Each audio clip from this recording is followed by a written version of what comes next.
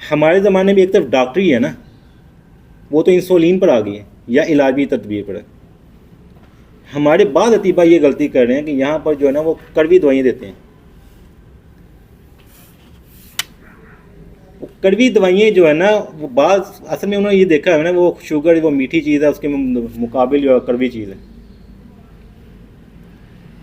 वो शुगर जो है ना, वो उन्होंने ये नहीं देखा कि कौन आज़ाब पैदा कर, इसका मेन सबब क्या है, उसको पकड़ा जाए। तो इसके मैंने बड़े साइड इफ़ेक्ट देखे हैं। मैंने खुद इसका वालिद साहब पर बड़ा साइड इफ़ेक्ट देखा।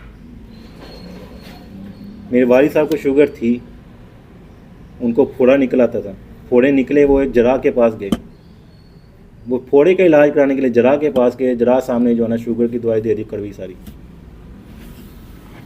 वो दवाई खाने से उनका मैदा इतना, जिगर मैदा इतना ज़रा खुश्क हो गया, उनकी हिचकी ना रुके। और जब तक ये बीमारी लग चुकी थी मुझे पता ही नहीं था। मैं उनकी हिचकी, मैं सोच में पड़ा था इनकी हिचकी कैसे लग गई। हिचकी का मैं इलाज करा, बाद में पता लगा वो जो है ना जराह साहब ने जो है ना वो दवाई दी थी।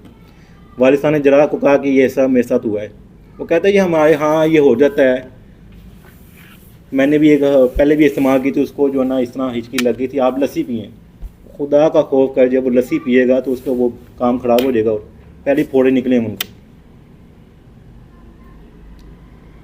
तो वालिद साहब जान पर नहीं रहे, वफात पा गए। ना उनकी हिचकी रुकी, ना उनके फोड़े रुके। तो ये तरीक़ाकार इंतहाई गलत है। अब शुगर को तो खुश्क करे, साथ में उसके आज़ाद को भी खुश्क कर रहे हैं, जिनको खुश्क होना नहीं चाहिए। वो तो आज़ाद जो है वो पहले ही अपनी ग़िज़ा खून में खारिज करके खुश्क हो गए। तो अब यहाँ पर उसूल इलाज अब समझें ज़रा।